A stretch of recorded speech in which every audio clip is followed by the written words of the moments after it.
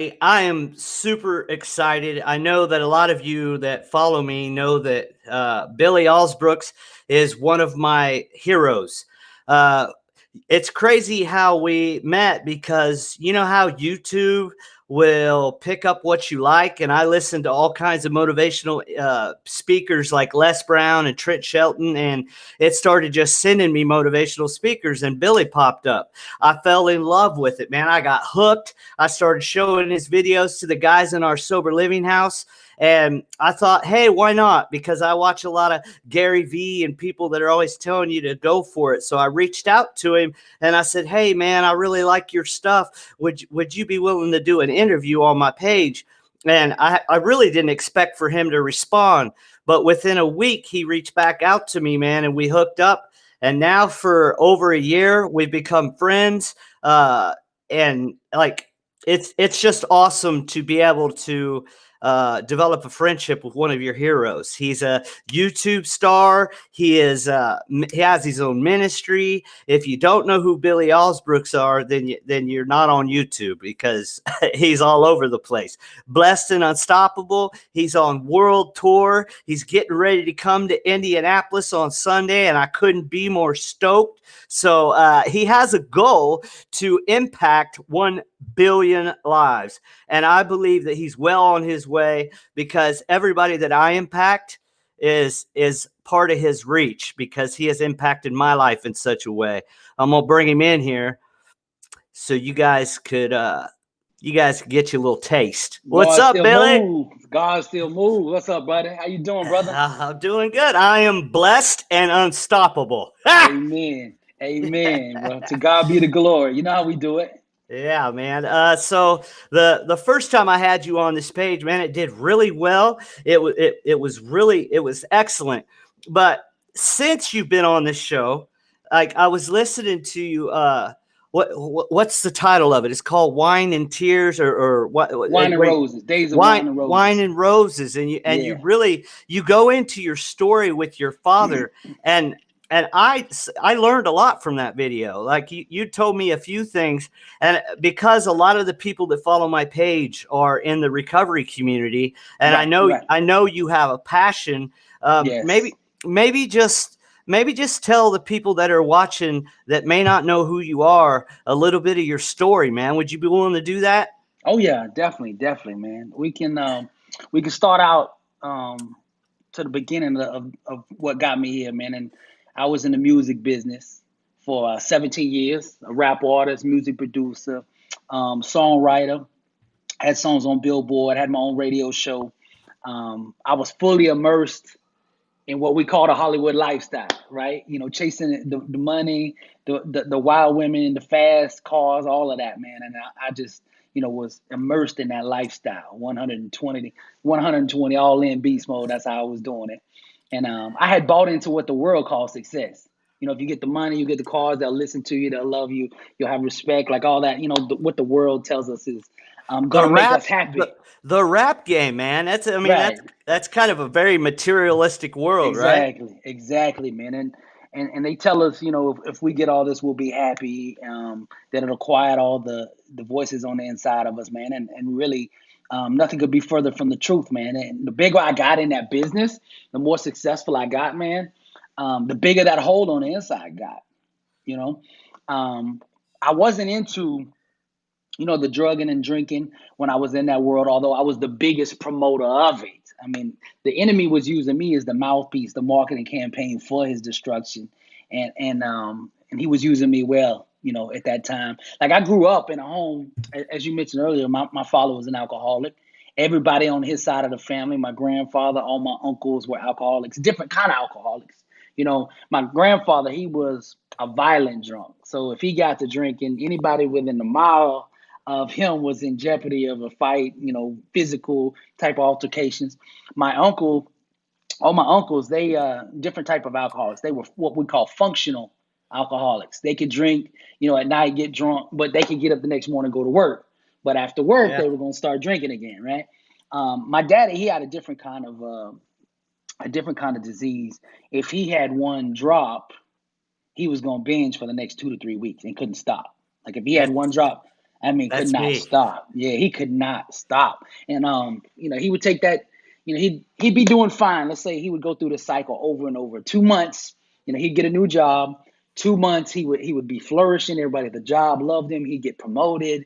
He had a great personality, great salesman, all of that.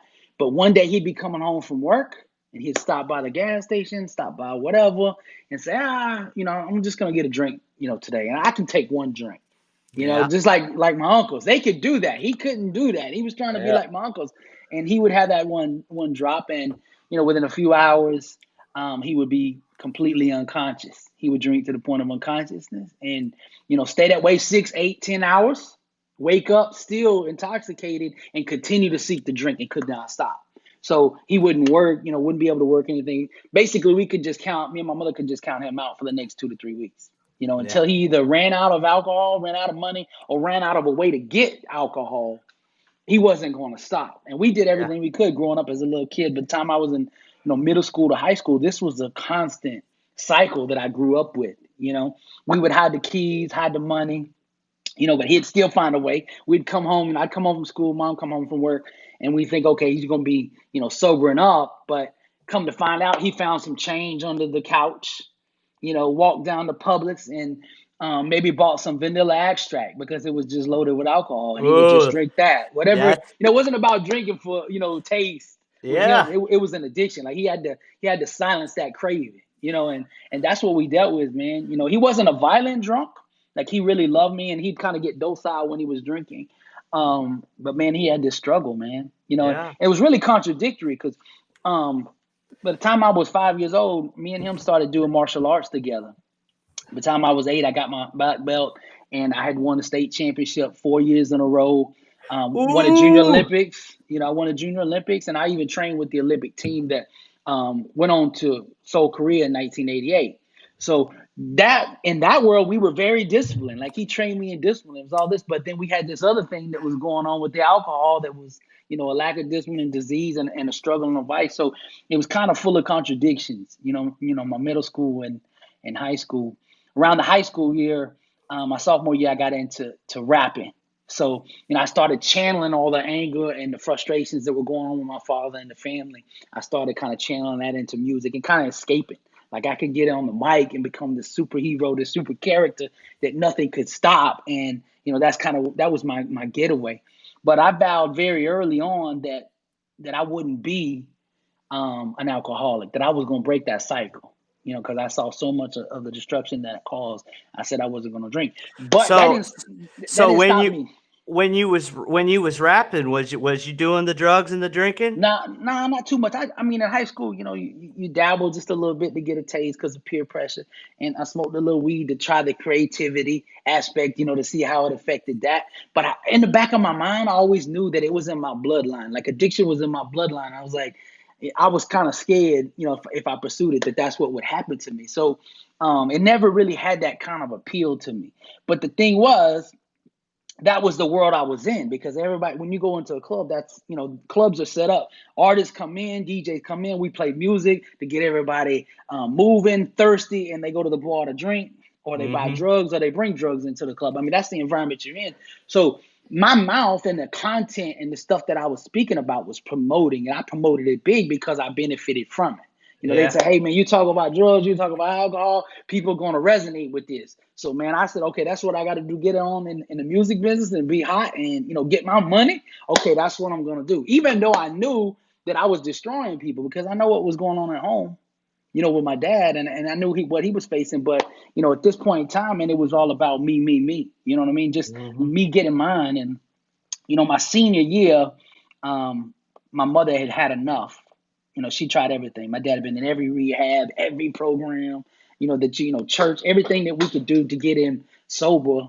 We had tried and it just didn't work. So finally, my mother, filed for divorce, because me and him started having issues. When I got my senior year, it was kind of like, well, if you love me and my mama, you'll stop drinking. You know what I mean? Because, I didn't understand it was a disease and things like that. I thought Mm-hmm. he was just making a choice, choosing that over me. And we started having all kind of conflicts, like I'd bring a girl home from school, in the afternoon, want to hang out and come home. And that was the day my dad had got that drink on the way home. And I come home and he's drunk and it's embarrassing. And, it's the thing when you're growing up in school, you don't want to talk about it. No, Yeah. I go to school, put the face on, like everything's good, everything's great. Meanwhile, I know, man, I'm worried about my dad the whole day I'm at home. Is he okay? Is he drunk? Is he gonna, overdose? Whatever.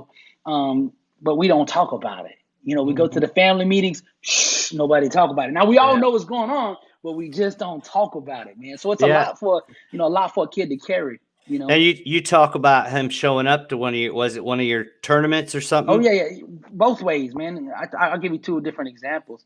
In football, he would show up to the football game, and I could see from the field, man. I'd be out on the field in the middle of play, look up in the stands, and I'd been around him so much I could see in his eyes from the stands that he'd been drinking. I'd be out there right in the middle of a play, not thinking about that play, but worrying about what he was saying to the other parents because I thought that was going to embarrass me. Like, he's going to embarrass me up Yeah. there drinking, acting a fool. And the whole game, that's where my mind is at. Him up in the stands, and that's when he was in the stands. Sometimes, like half my games, he missed because it was during that cycle where he was drinking and he wouldn't even be able to make it. I remember my first game in high school. It was kind of heartbreaking and sad for me because first game I played in high school, I intercepted a pass, ran it in for a touchdown, man, like amazing, amazing play or whatever. And I look up in the stands and he's not there. He's home. You know, dealing with the struggle. Another situation, me and my dad went like 4 hours away. This is when I lived in Texas. We drove 4 hours for this karate tournament. When we get to the tournament, my dad decides to start drinking at the tournament. So he starts disappearing. Like he'd leave for 15 minutes, go to the car, drink, come back. And I'm in 4 different competitions during the day. It's an all-day event. By the end of that day, I must have been like 11 years old, something like that. Um, by the end of the day, he's pretty much plastered. I mean, out of it. He can make it to the car, and that's about it. And I knew he wasn't going to be able to drive 4 hours home, to where we Yeah. were at. And I'm in a city I don't know anything about. I'm 11 years old, don't know anything. I just know he can't make it home. So I talk him into going to the gas station that's across the street from where the tournament was at. But by the time he pulled in there, he parked the car. He passed out right there in the front seat. Now I'm in a city. It's getting dark. I don't know where I'm at. I'm in a karate uniform, don't have no clothes on. It's cold, and I'm 4 hours from home. And I don't really want to call mama and tell her this because I know it's gonna cause strife between them, Yeah. But I'm like 11 years old. I haven't ate all day. I'm like, what do I do, So I go inside and I don't even know where I'm at. And this is before cell phones or any of that. So I go in and ask the lady, hey, can I borrow a quarter to make a payphone call? And she gives me a quarter. I go in and tell mom what's happening. She's furious. She's, that my dad has done this and I'm down there with him. And he can't even, like, he's out. Like, I hadn't talked to him in an hour. He's done passed out. So she's asking me, where are you? Because I'm gonna come get you. And I'm like, I don't even know where I'm at. So I have to go inside, get the lady from the convenience store. She comes out and tells my mother and my uncles and them come get me 4 hours later. By the time they get there, it's almost 12 o'clock at night, man. And my dad still hadn't woke up. I'm sitting in the middle of a neighborhood. I don't know it. It's not really that good a neighborhood, drug dealers, Yeah. all that. I'm 11 years old with a karate uniform on, with a dad that's completely out. I mean, this was my life, man. This is Yeah. how I grew up, man. Insanity. Yeah, So, exactly, man. and at what point, like, your dad got into recovery, right? Right, right. See, when my mother filed divorce my senior year, that was the last time he ever touched a drop. The day he got the paperwork was the last day. It's crazy. I always say, you got to have a strong enough why to do something. Every obstacle, every challenge, everything you want, like, has a why required to achieve it, right? I know what you say. You say when your why is greater than your obstacles, then your obstacles will cease to exist. Exist. That's right. And when you have a strong enough why, victory is inevitable. And the victory, was inevitable because my dad had a strong enough why at this point in time. He's like, I got to get my son back. I got to get my family back. And from that point forward, he never touched a drop. So the last 15 years of his life, he got in recovery, went through the process, cleaned up, and then he started the next phase, which is to go out and help others get off Hmm. addiction and recover just like he did. And he was amazing in that regard. And so many times I was scared to talk to him about it. Like I was really proud of him, but I was scared because I'm like, if I say something, I might jinx it and he might relapse. And I didn't really want to talk about it because I was scared if we talked about it, it would just trigger something and maybe he would fall off the wagon or whatever. But I really regret not really, praising him and saying, man, you really did something, and I appreciate what you did. You overcame that. You gave me a great example. Like just because you're down, just because everything is taken away, it doesn't have to be the end of your story. You can rise up, you can find that thing on the inside, you can overcome it and then go out and help others overcome it, man. And Amen. I wish to God I would have told him that. You know what I mean? Like I regret that. But I know he's in heaven now and he's seeing, what we're talking about here today. Yeah. And And and amen. Didn't your dad's death maybe now we can get into right, your story of right. recovery and what your struggles were. Right. Well, I rapped 17 years, as I mentioned before, and was doing it at a high level. One of my biggest songs, number one song, was a strip club anthem called "Pop Pill." Man, I was in this environment, and I didn't even do drugs. I didn't do any of that. But the enemy was using me. Like we all have a gift, right? We all have that God has given us, a talent and ability that nobody else can do. And mine was speaking on a mic, writing songs, motivation, all that. But the enemy knew I had a gift too. And he's fighting over your gift. Whatever your gift is, God is trying to get you to use it for the kingdom. The enemy's trying to get you to use it for destruction. And at this point in Yes. time in my life, the enemy knew what was coming, that I was going to, do what God had called me to do down the road. So he was doing everything in his power to try to, deter that. And I was his biggest mouthpiece, man. I was the biggest marketing strategy and plan for the enemy that could possibly be. People don't understand the power of music. And what us, as artists and rappers would say, they always kind of dismiss it like it's just music. But the guys out in the street, the guys, the impressionable minds, the young kids that are listening to the stuff we're saying, they're living and dying by every single word that we say. You know what I mean? Like a Yeah. grown up understands, hey, that's just fiction. Hey, that's just a song. Some of these kids, they don't understand that. They No. joining these gangs, packing these guns, shooting at each other, dealing drugs because they hear their famous or favorite rappers saying this, and they're trying to emulate their heroes, man. And sadly to say, I was being used by the enemy for that destruction. And 2007 though, my life took a different direction, man. My father ended up having a stroke. 12 days later, he died in front of me unexpectedly. He was getting better from the stroke, and on the 12th day, he caught a blood clot and died right in front of me. And there wasn't a thing I could do about it, man. I watched the last 10 minutes of his life. I watched the struggle to breathe, the fear in the eyes, and all of that, man. And it impacted me traumatically, very, very traumatically. How For the, old for was the how old was your dad? 63. But the thing Okay. about it was, my daddy looked 53. He Yeah. never really had any medical issues, like 63, that's still incredibly young. Yeah, I For mean, my yeah. grandparents were both in their 80s. Even my grandfather, the one I told you about, the drunk, drank every single day and was by. He lived Yeah. to be 80 something years old. I mean, so I expected to have another 20 years with my dad. He had no. Once he got sober, he had no medical issues. I mean, for the last 5 years, I don't even think he got a cold, man. Never knew him to take Tylenol, nothing like that. And then all of a sudden, one day, I just get a phone call and he's had this stroke. And then 12 days later, I'm sitting in a rehabilitation place with him, and he has this blood clot, and 10 minutes later, he's gone. And that day, I had my first panic attack. When the doctor came in and told me, my daddy had gone, and, which I already knew because I had seen, but to actually hear somebody say, your dad is gone, it just shook my mind with unimaginable trauma. I fell right to the floor right there in the hospital, man. Had my first panic attack. I thought I was dying. And I was like, my grandmother's gonna lose me and my daddy on the same day because I thought I was having a heart attack, couldn't breathe, Yeah. and it's frightening. I don't know, who's listening right now, and whether they know what a panic attack is, but just imagine the worst fear that you could ever imagine for your life, for your own safety, like you're gonna die. That fear, Yeah. and then stretching it in your mind for 2 hours, 4 hours, 6 hours, and there's nowhere to go because it's all in here. You can't run. If I go to Walmart, I'm still having that panic attack. If I'm at dinner, I'm still having that panic attack.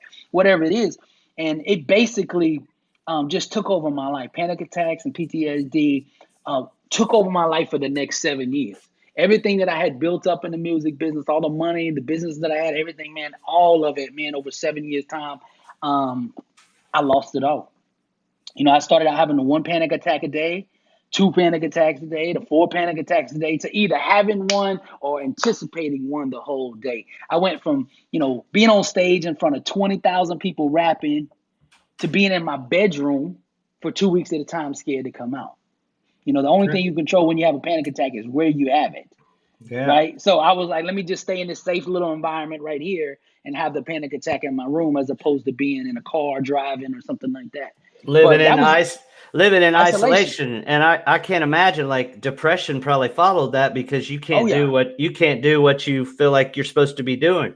Oh yeah. And the depression came also with my daddy, because the day he died, I came in to the rehabilitation place, and the doctor told me, he said, "Hey, we need to get your daddy in a wheelchair and roll him outside. Let him get some sunlight, because he's been in the hospital for 12 days. And if we want to get him back up and moving, we've got to get him out of the bed, right?" So me and the nurse followed those instructions, lifted my dad up and put him in a wheelchair. And what we didn't know was there was a blood clot in his leg.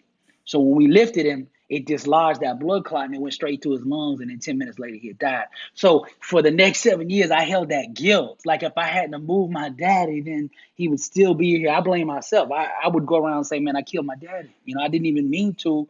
But, by moving him, this was my thinking. The enemy was trying to, Yeah. pound on me. Even though the doctor said to me later that there's nothing they can do on a blood clot like that. He could have had it anywhere, anytime, whatever. It Yeah. wasn't what we did.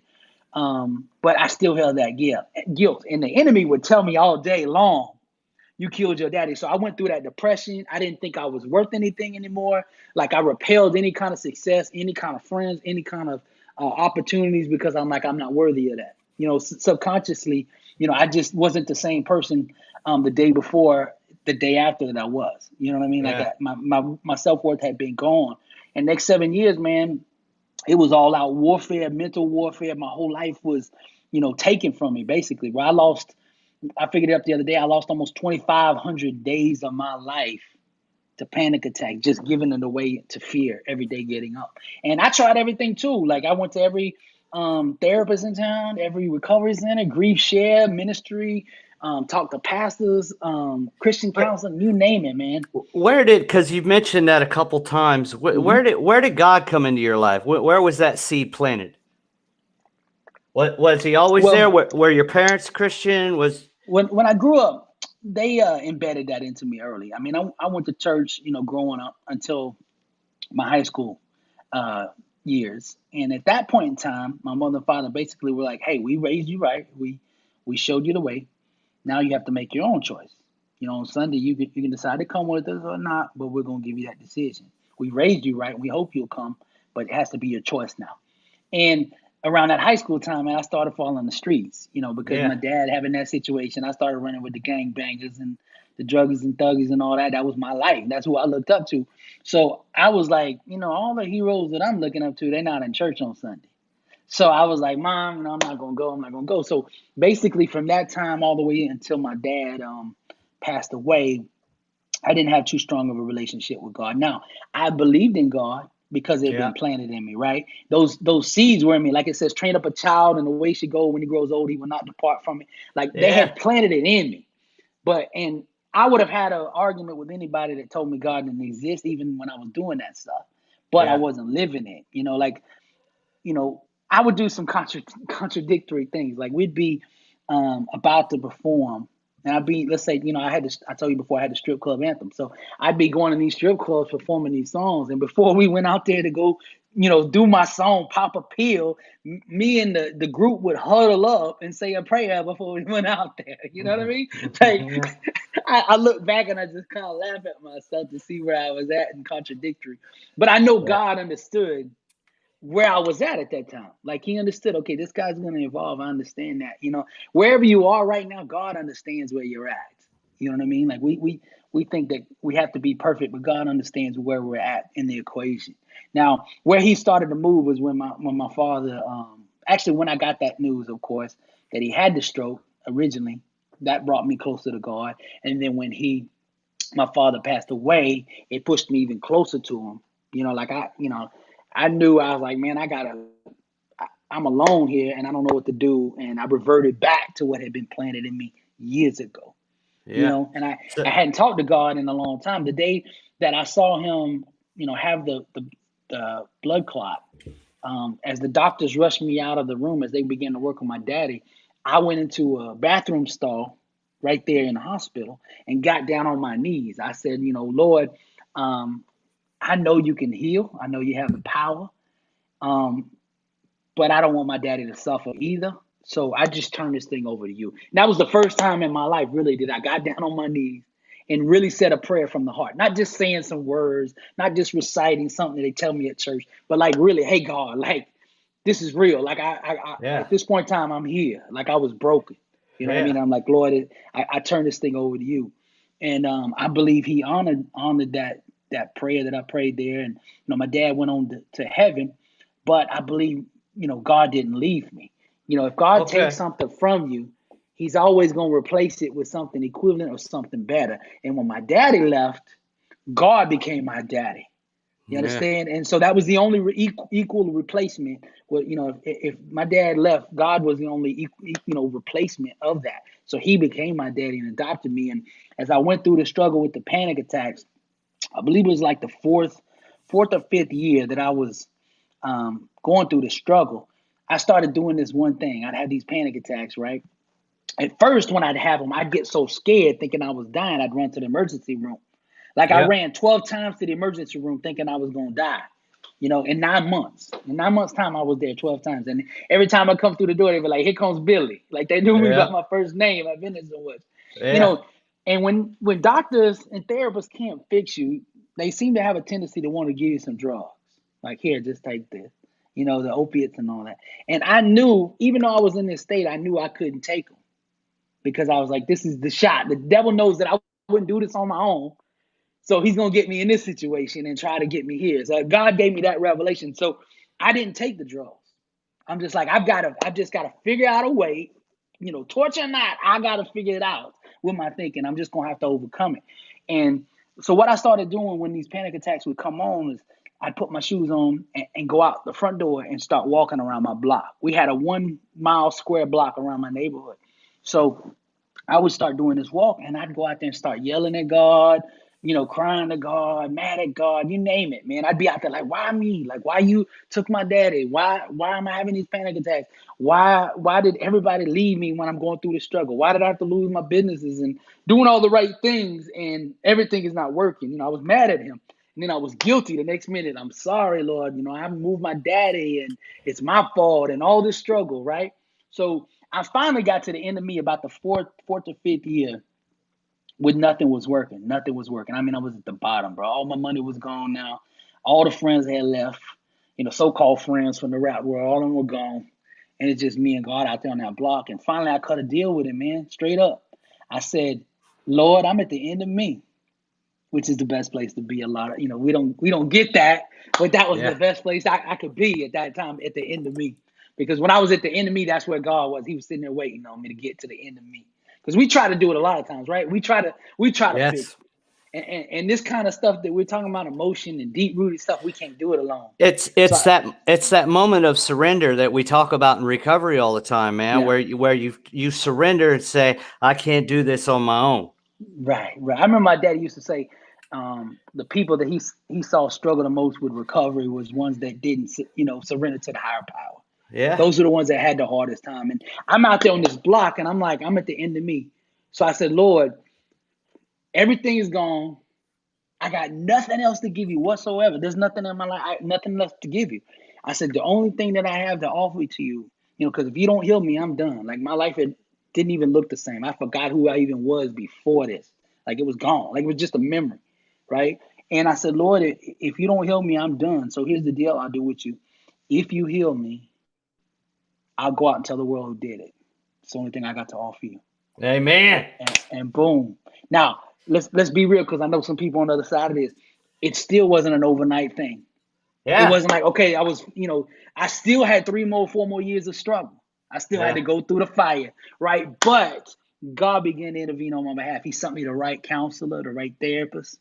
My counselor, Travis, man, he was, a young guy, kind of like us, man, and he was really, really passionate about therapy and helping people. He came into my life because I tried all these other therapists and it just didn't work.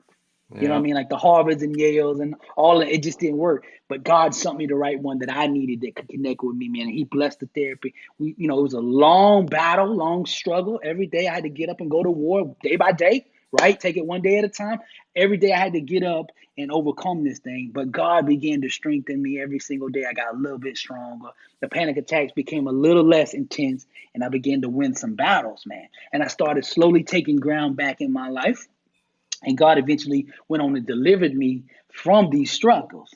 And then Yeah, when because I you came out, you don't seem like you're having any struggles with anxiety nowadays. sometimes I'll be honest, sometimes it's still, because here's the thing, just like addiction, right? And recovery. My dad used to tell me this, no matter how long you've been sober or how long you've been victorious, that shadow's still in the room waiting for an opportunity. Mm-hmm. And the moment you think you got it is when you don't got it, and that shadow will come get you. So like that shadow will show up sometimes, but then I have to remind it who I am. Like, hold on, bro. I know who you are. I know who my God is. Do you want to do this again? Come on. But this Yeah. time I'm a warrior fighting him because I understand things that I didn't understand before. Before I was letting him beat on me all day and not, didn't know how to fight back because it's in here, Yeah. right? I just didn't know how to fight back. But now overcoming it, I'm not scared to get back in the ring with him. If we got to do it, then we got to do it. Let's go, right? So I'm gonna take some licks and take some wounds, but I'm not scared of that anymore. Yeah. You have to get in the Amen. ring. You have to get in the ring and overcome the thing that you scare the most. That scares Yeah. you the most. Eventually, you got to get in the ring with that thing. Isn't part of your story isn't the old microphone in the garage? Oh Keep yeah, I keep can tell coming you with about it. that. Right. Yeah. So after my father passed away, I got out of rapping. I was like, it just rocked me, and I'm like, from the funeral, it just changed me. I'm like, I'm promoting all this destruction, all this death, all this gang stuff, man. And I'm at the funeral and I'm crying over the lost loved one. I'm like, how many other lost loved ones are we promoting this kind of music that we're causing these types of circumstances where people are burying their loved ones, man? I was like, I don't want to be a part of that no more. I lost the taste for it. You know what I mean? I was like, I gotta change. I gotta do something positive, man. I gotta do something to leave a different kind of legacy that I'm leaving now. So when I got the recovery going and started taking ground back in my life, then I came back to God like, okay, Lord, now how do you want me to go out and tell them, what do I do now? Like I'm ready to be used, coach. Put me in, coach, right? So, but I didn't know what to do. Like I didn't know I was a motivational speaker. That's not what I didn't set out and be like, this is what I'm gonna do. I didn't know. But God began giving me little small pieces in my life. And if I was a good steward of the small, if I was faithful with the small thing he gave me, then another door would open and I discovered more about me, another opportunity and another opportunity. Like I used to go around that block, like I was telling you when I'd be out there praying. Now, when I got healed and started to overcome, I didn't stop going on that block. I went out there every night still, and I prayed to God because I remember He delivered me. I wasn't gonna leave Him just because I got my healing now. I still remember that I'd be around that block. But now we just had different conversations, right? Yeah. Before it was like, how do I get over the struggle? Then the conversation would be said, okay, now Lord, I'm over the struggle. What do you want me to do? What's your plan for my life? I need a new life. Show me the new plan. Now, he gave me a Bible verse in my spirit that I stand on for victory. And it's Jeremiah 29:11, which said, for I know the plans I have for you, declares the Lord, plans to prosper you, not harm you, plans to give you a hope and a future. See, the panic attacks, the enemy was trying to tell me that I had no future. I was going to be just like my daddy on that gurney, struggling to breathe, and this was going to be my outcome, right? That's what he was trying to tell me my future was death, and it was over. All the good days are gone, and this is the kind of conversation he'd have with me. But God was trying to say, no, no, no, no, no. It hadn't even started yet. Your second half going to be better than the first ever imagine being, right? So I had Amen. to go to war with that. You know what I mean? So he started feeding me things. And I'd go out there every day and I said, okay, Lord, what's my calling? What's my gift? What's the thing you want me to do? And I thought I was done with music. I thought I was done because when I looked at the microphone and the rap world, I saw one thing. I saw the gang life and all that. I didn't see that, hey, I could get on the mic and do something else or say something else. For some reason, that didn't click. My eyes had been blinded by the enemy. Yeah. So every day I'd go out to do this walk and do this prayer time, and I still had my studio set up in the middle of my living room at the house.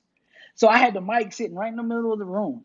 And I'd get up every day to go outside to ask God what my calling was, what He want me to do. Meanwhile, I'm on the way walking out, and I'm bumping into the mic every single day that I go out, and I'm bumping into it when I come back in the house. Like I kid you not. Like, see how your mic is hanging there? I'd Yeah. have to walk by, and I'd be kind of thinking about something as I'm going out the door to talk about, with God, and I'd literally it bumped me in the head, like boom, and I'd be like, man, this mic, and I'd move it, and I'd go outside, and I'd be like, Lord, why don't you show me what my calling is? Because I'd get frustrated. It's been years and I didn't know. And I felt like He wasn't answering me. And then I'd come back inside. Same thing. I'd be, frustrated looking down and walk right into the mic. Boom. It hit me in the head. And then the next day I'd go out, same thing. I'd be like, Lord, why don't you show me my calling? And my calling was sitting right there in front of me, man. And a Yeah. lot of times that's the way it is. Maybe you're listening right now, whoever you are, and you're asking the same question: what is my calling? What is my gift? What is my talent? What does God want me to do? Maybe it's right in front of you. Just look around and ask yourself, what am I not seeing that's right here in my life now? Because there'll always be a clue in your life right now to what you're supposed to be doing in the future. You just got to figure out Amen. what that clue is. And that's kind of how it happened to me, man. Just, I was a knucklehead hardhead. It took me a lot longer to figure these things out. And I know God was probably like, man, just look at the mic. It's right in front of you. You know what I mean? But Yeah. I was just blinded. I was just blinded to it, man. So, so what does life look like for Billy Alsbrooks today? Dr. Billy Alsbrooks, man. You're out here, you're impacting lives. Right. You're currently on tour. Let's tell them about Fire Truth Music and Blessed and Unstoppable and all things going on in your world, man. Well, man, I get up every single day. My legacy, the goal I want to leave is to impact 1 billion people, positively impact lives. You know, so God uses many means to execute that. Whether it's writing book, like I wrote the book Blessed and Unstoppable, whether it's the YouTube videos, or the motivational albums. I just released 5 new albums on iTunes. Um, from that, or doing live events and seminars like I'm going to do here in Indianapolis this week on this Sunday for the Woo! Blessed and Unstoppable tour. That's right. So right now I'm on a 40-city tour, going across the United States, the biggest cities in the United States, the top 40. That's where I'm coming. And going to Europe in October. We're bringing this message, Blessed and Unstoppable, that you can overcome, that God has got your back, that He'll never leave you, never fail you. No matter what you've gone through, God can bring you through it. This is the message, man. And we're taking that message across the globe, man. So every day I get up, man, and just how boldly I was in fear with the panic attacks, because that's what I call bold fear, right? Anxiety is just bold fear. I'm in bold faith now that God has got my back, and I attack life from a bold way. Get up Yeah. every single day and attack.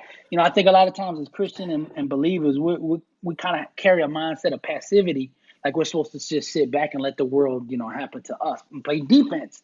When that's not the way God designed it, man. We're supposed to be like David and get out there and conquer, man, for the kingdom, and go out and address the enemy where he's at, head on, and let the enemy know we are not scared to take back the land that he has took and the people that he has took, that we're coming for every single one that he took. We're coming for them and the next 10 generations, and we're not going to let them go.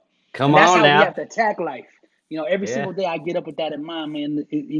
I ask God, how can you, how do I impact people today, bring people across my life that I can sow into? And then I just, try to be alert all during the day to see who God is bringing and what kind of situations He's conspiring to set up for me to sow life Yeah. into, right? Doesn't it change things, man? When I invite God into it, if it's a conversation or a business Mm-hmm. meeting or Mm-hmm. whatever I'm doing, it changes my perspective. I Right. mean, it's a total game changer. Oh, yeah. Even when you're wrong, you're right. If you invite God in the situation. Because, like, Yeah. you come in, you be like, man, everything fell apart. Even that falling apart, God will bring that thing together in some kind of way, the thing that looks like a mess, and like, man, this was a disaster. If you invited God in before that disaster will become a masterpiece by the time God's done with it. So that's Yes. what I bank on. And that's why I walk so boldly now, because I know, if I invite God in and I say, okay, Lord, I invite you into the situation in Indianapolis. Okay, I'm gonna invite you in. Now, from the moment I leave here, in Detroit to go there, the airport, all that. God is conspiring to bring people to me to sow life over, to say prayer over, to strengthen. He's showing me something to talk about on my next message in an event or whatever. And when I get there, if things don't seem like, the way I expected them to be, I know it's okay because I know God is behind the orchestration. He's conducting the Yes. thing, right? So if you Yes. walk like this, you don't have to walk timid and scared because the Lord didn't give us a spirit of fear, but of power and of Bold, love and of bold. sound mind, right? Yes. So that, Boldness, that boldness and boldness, man. truth. That's right. Yeah. So tell people, because you're all about helping people reach their full potential and tap into Hmm. their greatness. Just tell people what the book is about, what the Blessed and Unstoppable, what the seminar, what you're doing for people. Because I'm an example of what it does for people. Like, I listen to you in the gym. I listen to you in the car. Every time that I plug you in, man, I feel this boldness rising up in me, man. And I love it. I love it. I can't get enough of it. Amen. Well, I'll start with the book. The book, as you know, we recover. They say take it one day at a time, right? So what I did with this book is I broke down 31 days, right? 31 days in a month. And each day I give you one principle, life-changing principle, that if you tap into it, you can produce fruit in your life, right? Yeah. So each day the reading is like 10 minutes. I give you a Bible verse relating to that principle. I give you a little wisdom, like a 2 or 3 minute read, real simple read. I give you some affirmations for the day to get started, so you can start saying the right things out of your mouth. Something to think about that's going to manifest these things that God has called you to do.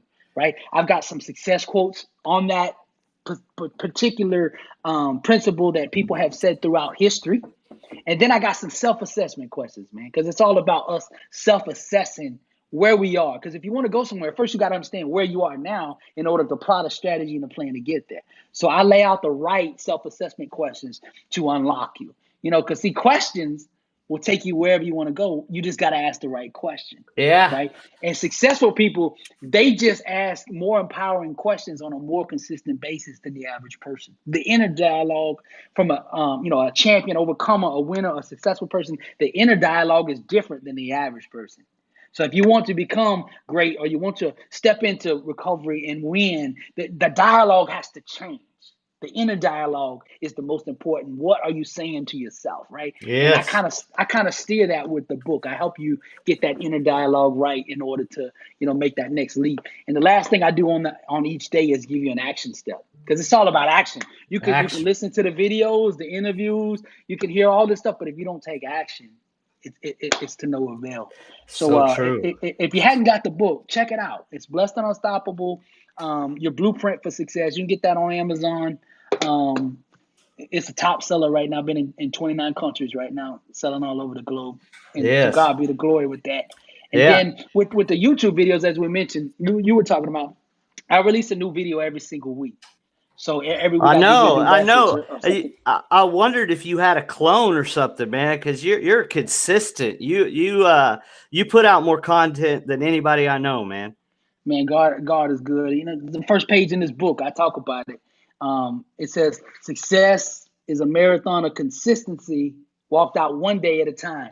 So we got to be consistent, right? We're going to put these messages out once every week, every single week. And we've done it for over 4 years now. Every single week, I put out a message, man. That's the calling, man. So we got to make sure every week we doing the thing God called us to do. We have to do that first, anchor that first, and then build the life around everything else. You know what I mean? Like everything else Yeah. has to yield and bow to what God has called us to do. Most people have that flip. You do everything else and then try to find a way to fit God back in what He's called you to do. But to live the fullest life and to live that next level of life, you got to do what God called you to do first, and then anchor everything else around that. So that's what I'm Amen. doing, man. I got the videos going, and then these seminars, man. I'm going to do a 4-hour seminar in Indianapolis, man, and we're going to go through some of these principles. I'm going to lay out the 7 elements of greatness and show you how to use it in your life, whether it's for recovery, whether it's for marriage, whether it's for business, finance, money, ministry, whatever. All these principles apply to everything. And I go over that in this 4-hour thing. And people that go to these seminars, man, they get massive breakthroughs, massive Yes. changes, because most of most of us all have greatness in us. God made us, right? Greatness is in us because God made us. That's Greatness is the one that made us, right? So each one of us has that in us. We just need to find how to unleash what's already on the inside of us, right? And Yes. and, and most people out there, you're just one little thought away from unlocking yourself. You really think like, oh, I'm far away from where I need to be. No, you're just really one thought away. And once you think that one thought and once you change that one belief, everything else will open up. It's like the master key that unlocks everything else. And that's what I try to do is I pray over these meetings and I ask God to give me the right words for everybody that's in attendance. And that way, when I'm saying something, I'm saying that thing to help them find that thing to unlock themselves. And then God comes into the room and does the miracles, man. Let me ask you this: are there tickets still available? Yes, yes. You can go All to right. blessedandunstoppable.com. Yes. Blessedandunstoppable.com. You can get everything from there. You can get the book, you can get the shirts, the motivation items, the tickets, whatever. Everything's the same. I want everybody in here. I want to see you guys. Me, Marty Norman, Truman House will be at this. I want to see you guys there. It's this Sunday, September 20th, right? Right, right, September 20th. I want to see you guys there, man. This seminar will change your life. These videos will change your life.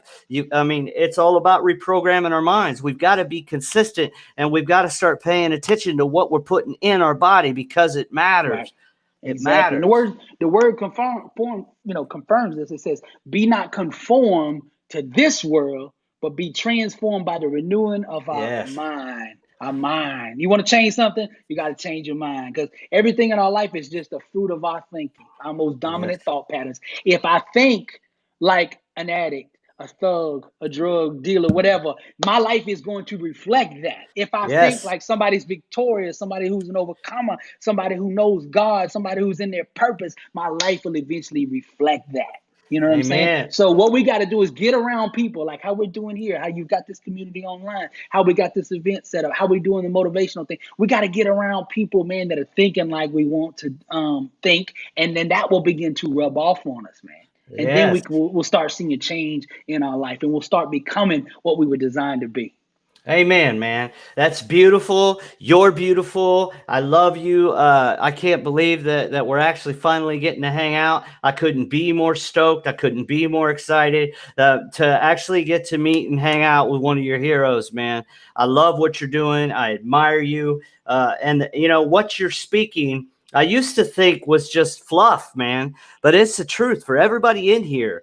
You are blessed and unstoppable. You are supposed to walk with boldness and confidence and self-esteem. And it's just about tapping into that. And That's right. you've helped me do that for myself. It's great, man. Your voice, along with some others, replaced that negative self-talk that used to tell me Amen. that I'm not worth it, that I'm not That's smart right. enough, that I'm not good looking enough, that I'll never Right. succeed. Man, now when times get hard, man, I hear your voice pushing me, man. And Amen. I couldn't be more grateful, man. I can't wait to see everybody there. What do you want to leave everybody with, Billy? What do you want to say to the 50 to 100 people that are watching now and the thousands that are going to watch after the fact? What do you want to leave them with, brother? I'll keep it simple, man. The struggle is real. We know this, right? And like the struggle is real, but so is the God that will help you overcome it. And if you Amen. understand this, if you just understand this one fact, you're on the road to victory. You're on the road to the comeback. You've got to buy into this. I always say, to go to that next level, you have to buy into this verse, Matthew 19:26. It says, with God, all things are possible. So I don't care what the enemy is telling you right now and what your life looks like and reflects right now. It might be in total chaos, might be in total destruction. People might have written you off and said, you're no good. You're never going to do nothing. This is going to be your life. You're a failure. You're always going to be an addict or whatever. This is what the world might be telling you. But if you understand that God is real and with him, all things are possible, you can turn this thing around, man. You can turn it Praise around. God. Turn it around, man. God Woo! is good. Got God got me still on moves today, fire. man. God Yeah. still moves today, and I'm proof of it, man, because Yeah. I was at the enemy broken into a million pieces, but God honored his promise. He delivered me, and he'll deliver you too. That's the message, man. Amen. I want everybody in here to turn that into a hashtag. God still moves. Hashtag God God still still moves. moves. And I hope that we see everybody there. I want to blow the roof off this place in Indy because, Amen. I'm all about impact 1 billion lives. Think about this: the people that he touches, which I am one. So that means everybody that I'm touching with this blessed and unstoppable attitude is a discipleship of Billy Alsbrooks. The power, Amen. the fire, the truth, the boldness. I couldn't be more enthused. I want to see every one of you there. Go. I seen my brother Marty put it in the comments. .com. Blessedunstoppable.com. Yep, Yep. I want blessed, spell it out, BLESSED, and unstoppable.com. Blessed and unstoppable. I'm telling you guys, for the Wake Up the Sun group that I did for a long time, we were studying that book in the group. It truly does impact your life, man. I want to see you guys getting copies. I want to see you guys posting with it. And Billy, thank you so much for pouring into me and being a part of my life, man. Man, I appreciate you, man. Let me tell your people two things, man. For one, if you're in the struggle, as you mentioned, go to YouTube. Check my YouTube out. The videos are all free. It don't cost you nothing, and I got 200 something on there. And when you're going through the struggle, put these on. Let God speak through the headphones and inspire you to overcome whatever it is you're facing. It's youtube.com/Billy Alsbrooks. So you can find me easily on YouTube, and they're all free. Don't cost you anything. The second thing, I started this new thing, a daily positive motivational text message. So I give one message or two messages a day, something that God will put in me. He'll give me a quote or he'll give me a Bible verse or whatever. This way we start the day with positivity. And it's all free. The messages are free. All you got to do is text 407 258 2011. I'll say it again. It's 407 258 2011. Now, when you text that, just text daily motivation in the subject and you'll be added to the list. It's all free. And every day you'll get one or two of these messages, man, to fire you up. And God has this perfect way of giving you the right message at the right time when you need to hear it. I'm Make telling you, sure we to 407 258 258 2011. 2011. I put it Yeah. in the comments. I Yeah. want to And see it's all all of you. free. It's I all want you free. guys to flood Billy with text messages right now. Yeah, it's all free, man. And every day I'm gonna put something out, man, positive to, because every day you need something. You got to put something good in you, man. Because as soon as you walk out the door, man, the enemy's trying to hit you all day long. So you got Yeah. to have something in the tank to fight back, man. So that's what I Yeah. try to do. I try to give somebody, in the morning, the midday, or the evening. I try to give something, man, that'll help you overcome and stay focused. This is how we armor up. This is That's how we right. put on the full armor of God, guys. We That's got to right. wake up every day prepared for battle. Amen. Amen, bro. I'm looking Amen. forward to Indy, bro. We're gonna get it in on Woo! Sunday.